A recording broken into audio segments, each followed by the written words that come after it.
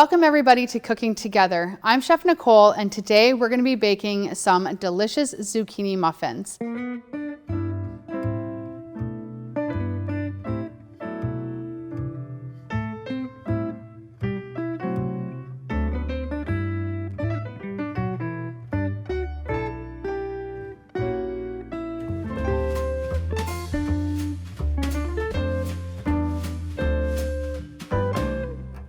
I'm going to walk you through the ingredients that we're using today because we have a couple of add-ins that are going to bump up the nutrition for this recipe. One of the first ones, and a really easy way to increase the nutrition value of a recipe, is by exchanging half of our flour with whole wheat. A few of the other things that we're doing is we are adding in some flaxseed and some wheat germ. We've got baking soda. We are going to show you how to use baking soda and a little bit of lemon juice to replace the baking powder. We have some olive oil. We are also replacing part of our oil and part of our sugar with applesauce.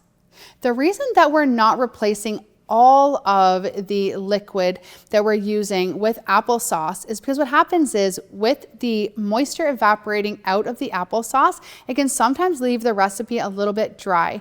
And since we are adding in some of those extra nutritional benefits with our flaxseed and our whole wheat flour, we really want to make sure that that muffin still stays nice and tender and moist. We have zucchini. It will just add tons of moisture, great flavor. It's not going to feel like you're eating a vegetable. And then we have our eggs and our sugar as well. Our cinnamon is going to give some great flavor to the recipe. So let's get started. I should mention that the oven is preheated to 375 degrees. So you're going to want to do that as you're getting your ingredients out to make sure that the oven is preheated and ready to go once you've finished the recipe. In our recipe, we have 1.5 cups of sugar. That may seem like a lot, but this recipe makes a lot of muffins. I'm using a 3/4 cup measuring cup, so I'm just going to fill that twice. Okay.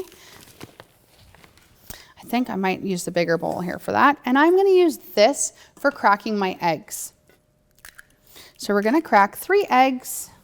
And after we do our eggs, we're going to take a minute and just quickly wash our hands. We just want to make sure for food safety and cross-contamination that as we're touching all of the other ingredients, we want to make sure that we don't have any egg yolk residue on our hands. So I just finished washing my hands from cracking the eggs. I've got my sugar in the bowl so far. We're going to add in our 3 eggs. They're going to go in. We're going to add in our oil. And then we have our 2 teaspoons of vanilla. You could just use the lid if you want to eyeball it, but we're going to measure for you. 1 little extra vanilla, no problem. So there's 2 teaspoons of vanilla. Then we're going to give this a little bit of a whisk just to combine all of our ingredients together. And you'll see, like, as you kind of mix this together, if I were to keep mixing this, the egg yolk would actually turn like a more pale yellow. We don't need to mix this recipe that far, but some recipes, if they do, just know that's when the sugar is all being incorporated into the egg yolks, and it's going to actually change the color a little bit. Next, we're going to add in our applesauce.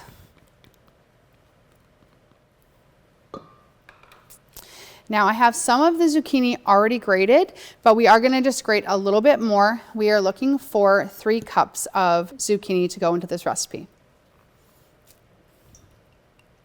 So I'm just going to reuse the bowl that I already have here. Just give this a little grate. I probably only need about half of this.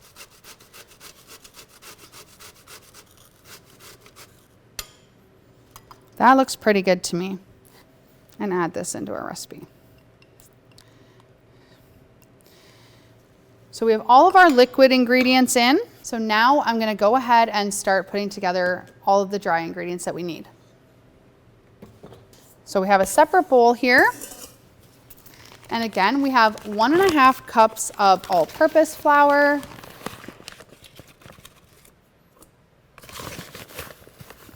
Again, I'm using a 3/4 measure, so it's nice and easy to just do 2 of those and add 1.5 cups whole wheat flour. Next up, so we're going to be adding in 2 teaspoons of cinnamon to this recipe. Again, this is a great opportunity where if you like a little bit more, feel free to go ahead and add it in. And now for our baking soda. We're going to do 2 teaspoons of baking soda. And then when we combine our dry and our liquid ingredients, we're going to add some lemon juice to be the acid that we need for this recipe to rise. And we're going to give it a little whisk. We're also going to add in a pinch of salt. A teaspoon is what we're looking for. Okay, we're going to mix those together. And we don't want to forget our added bonus nutritional ingredients, our flaxseed and our wheat germ. Once we get to this stage, we don't want to use our whisk any further. If we use our whisk with our ingredients as we combine them, it's going to all get clumped and stuck in between. So we do want to use a wooden spoon or a spatula or something just to help to make sure that it can be mixed well, but it's not going to get all clumped and stuck and risk breaking our whisk.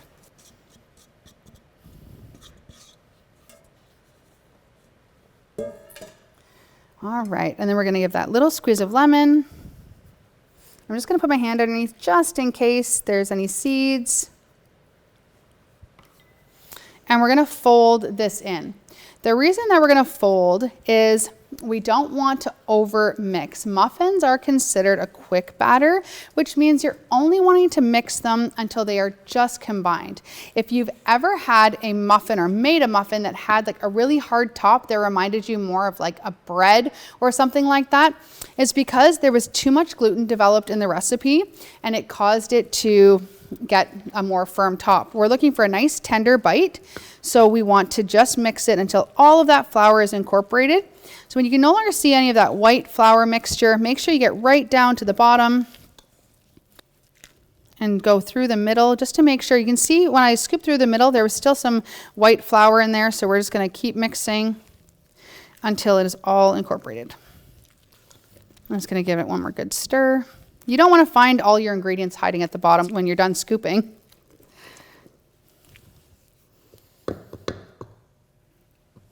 And then we have our lined baking tray, our muffin tin. And I like to use a 1/3 cup measuring cup for each of the muffins. That way you only want to go about 3/4 of the way up so you give it a space to rise.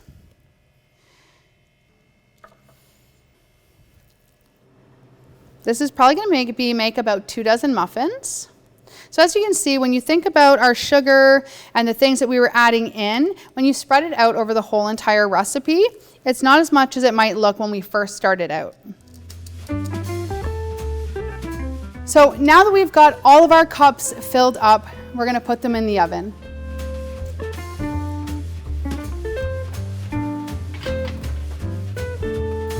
Make sure to set a timer for 12 to 15 minutes, and then we'll give them a quick look.